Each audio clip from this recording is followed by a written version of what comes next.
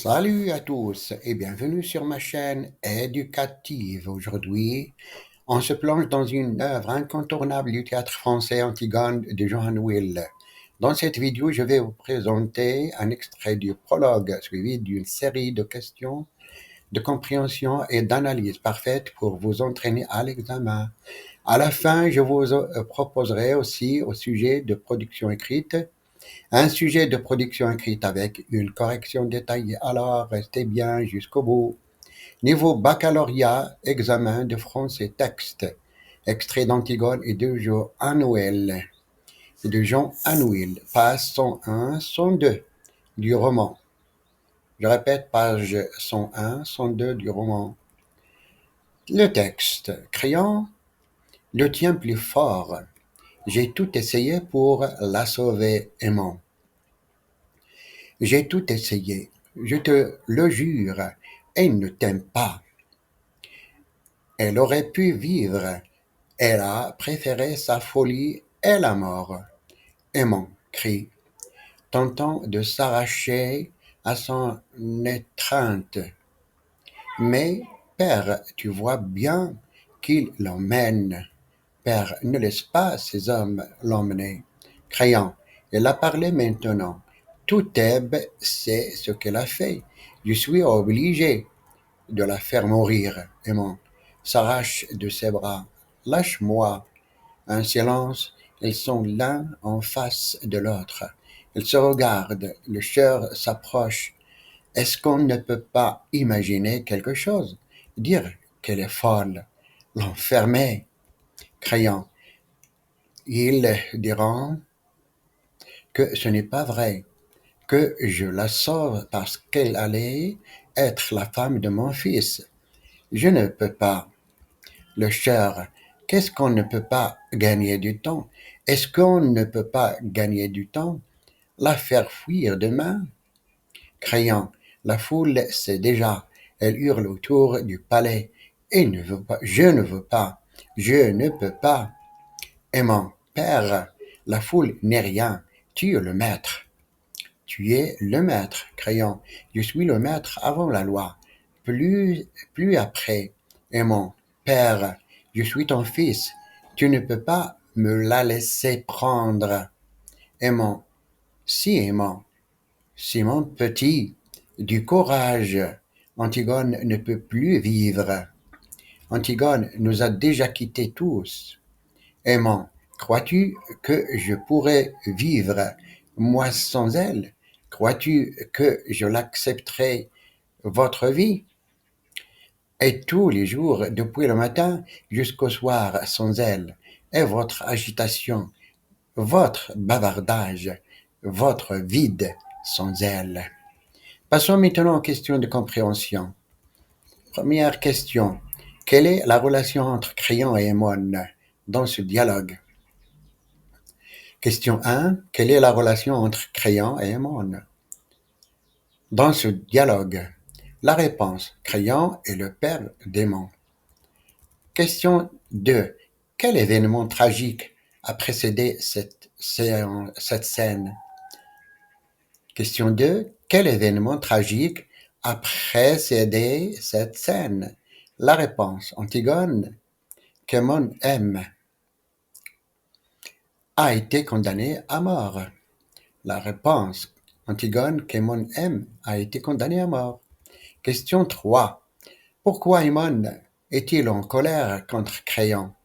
Question 3. Pourquoi Aimon est-il en colère contre Créon? La réponse. Aimon est en colère parce que Créon a condamné Antigone. Et Aimon ne peut pas accepter une vie sans elle. Elle reproche également à Créon qu'il ne peut être un exemple pour lui. Question 4. Que signifie l'expression tu pues utilisée par Aimon envers Créon? Question 4. Que signifie l'expression tu pues utilisée par Aimon envers Créon? La réponse, c'est une marque de profond dégoût et de rejet. Aimon exprime son mépris envers les actions et les choix de son père. Question 5. Quel est le rôle du page et de la nourrice dans cette scène? Question 5. Quel est le rôle de Page et de la nourrice dans cette scène? La réponse. Ils servent de témoins et de chœurs, commentant la scène et exprimant l'inquiétude et la tristesse face à la situation. Passons maintenant aux questions d'analyse et de langue. Question 1. Analysez l'emploi des questions rhétoriques de Créon. Crois-tu que c'était facile de la perdre? Crois-tu que je n'aime pas, moi aussi, cette petite Antigone? Quel est leur effet? Question 1. Analysez l'emploi des questions rhétoriques de Créon. Crois-tu que c'était facile de la perdre? Crois-tu que je n'aime pas, moi aussi, cette petite Antigone? Quel est leur effet? La réponse. Ces questions cherchent à apitoyer Aymon et à justifier la décision de Créon. Elles visent à montrer que Créon souffre aussi, mais qu'il agit par devoir. Question numéro 2. Identifier le niveau de langue dominant dans les répliques de Créon. Justifier. Question 2. Identifier le niveau de langue dominant dans les répliques de Créon. Justifier. La réponse. Le niveau de langue est courant et assez tenu. Créon utilise une langue soignée pour persuader Aymon, mais il y a aussi des moments d'émotion qui rendent le discours plus direct. Question 3. Relevez une figure de style dans la réplique de la nourrice. Et tous les jours, depuis le matin jusqu'au soir, sans elle, et votre agitation, votre bavardage, votre vide sans elle, est analysé sans effet. Question 3. Relevez une figure de style dans la réplique de la nourrice. Et tous les jours, depuis le matin jusqu'au soir, sans elle, et votre agitation, votre bavardage, votre vide sans elle, et analysez son effet. La réponse, il s'agit d'une anaphore.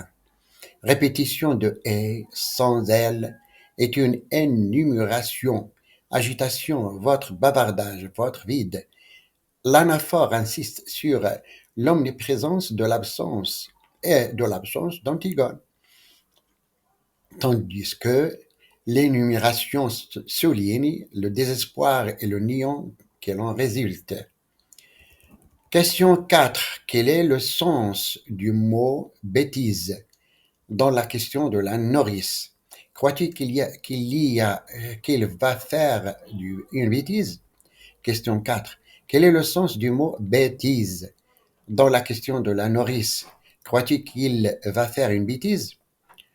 La réponse. Dans ce contexte, bêtise signifie un acte irréparable. Potentiellement, le suicide. Question 5. Analysez la phrase « Tu es celui qui devait me servir d'exemple ». Quelle vision Aymon a-t-il de son père? La réponse. Aymon voit son père comme un modèle à suivre, une figure d'autorité de sa sagesse. Sa déception est d'autant plus grande que Créon n'est plus à la hauteur de ses attentes. Question 6. Proposez une reformulation de la phrase « Je ne suis pas fait pour ce rôle » dans un niveau de langue familier.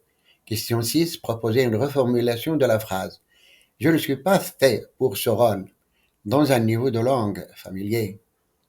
La réponse. Ce rôle n'est pas pour moi. Je suis pas taillé pour ça. C'est ça, la phrase familier.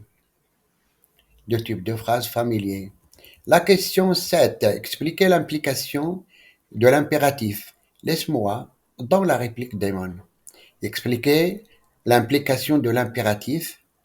Laisse-moi dans la réplique d'Aymon. La réponse. L'impératif traduit une volonté de rupture et d'émancipation. Aymon veut se séparer de l'influence de son père et suivre sa propre voie. La question 8. Identifier le temps verbal dominant dans les répliques de Aimant et expliquer sa valeur dans ce contexte. Question 8. Identifier le temps verbal dominant dans les répliques de Aimant et expliquer sa valeur dans ce contexte. La réponse. Le temps verbal dominant est le présent de l'indicatif. Il exprime une détermination et une résolution immédiate, soulignant la décision irrévocable d'Aimant. La question numéro 9. Transformer la phrase Je vais où je dois aller à la forme interrogative. Question 9. Transformer la phrase Je vais où je dois aller à la forme interrogative. La réponse Où vais-je Où dois-je aller? Question 10. Quel registre littéraire peut-on associer à ce texte? Question 10. Quel registre littéraire peut-on associer à ce texte? Réponse Le registre littéraire associé à ce texte sont le tragique, en raison du conflit insoluble et de la mort qui plane, et le pathétique, en raison de la souffrance exprimée par les personnes. Passons maintenant au sujet de production écrite. L'énoncé. Dans quelle mesure les conflits familiaux peuvent-ils révéler des valeurs et des principes opposés? Dans un texte argumentatif structuré, développez votre point de vue sur cette question en vous appuyant sur des exemples concrets tirés de vos lectures ou de votre expérience personnelle. Je répète le sujet. Dans quelle mesure les conflits familiaux peuvent-ils révéler des valeurs et des principes opposés? Dans un texte argumentatif structuré, développez votre point de vue sur cette question en vous appuyant sur des exemples concrets tirés de vos lectures ou de votre expérience personnelle. Une troisième fois le sujet. Dans quelle mesure les conflits familiaux peuvent-ils révéler des valeurs et des principes opposés? Passons aux critères de correction: conformité à la consigne, cohérence de l'argumentation, organisation du texte, correction de la langue, mise en page et ponctuation, originalité et pertinence des idées. Passons maintenant à la correction de la production écrite. Les conflits familiaux présents dans la littérature comme dans la vie réelle mettent souvent en lumière des divergences profondes quant aux valeurs et aux principes. Ces confrontations, parfois douloureuses, révèlent des visions du monde incompatibles et des systèmes de pensée opposés. Dès lors, dans quelle mesure les conflits familiaux peuvent-ils être considérés comme des révélateurs de valeurs et de principes antagonistes? Les conflits au sein d'une famille peuvent révéler des différences générationnelles et des conceptions divergentes de la vie. Les parents, forts de leur expérience, peuvent prôner la prudence, la sécurité et le respect des traditions, tandis que les enfants, animés par un esprit de rébellion et un désir d'émancipation, aspirent à la liberté, à l'innovation et à la remise en question des normes établies. Ces divergences peuvent engendrer des tensions et des incompréhensions, illustrant ainsi l'opposition entre des valeurs conservatrices et des valeurs progressistes. Par ailleurs, les conflits familiaux peuvent également découler de différences de personnalité et de sensibilité individuelle. Des membres d'une même famille peuvent avoir des aspirations, des ambitions et des centres d'intérêt radicalement différents, ce qui peut entraîner des rivalités, des jalousies et des frustrations, de même des divergences d'opinion sur des questions morales, politiques ou religieuses peuvent provoquer des disputes passionnées et des ruptures douloureuses, témoignant ainsi de l'opposition entre des principes éthiques ou idéologiques incompatibles. Enfin, il convient de souligner que les conflits familiaux peuvent parfois être exacerbée par des facteurs externes tels que les pressions sociales, les difficultés économiques ou les événements tragiques.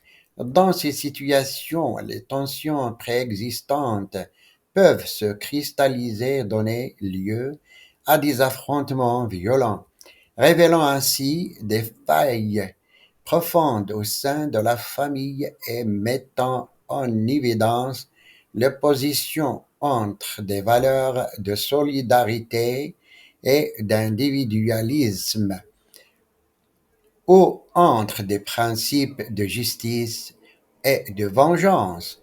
En conclusion, les conflits familiaux constituent un prisme révélateur des valeurs et des principes qui animent les membres d'une même famille, qu'ils soient liés à des différences générationnelles, à des divergences de personnalité ou à des facteurs externes.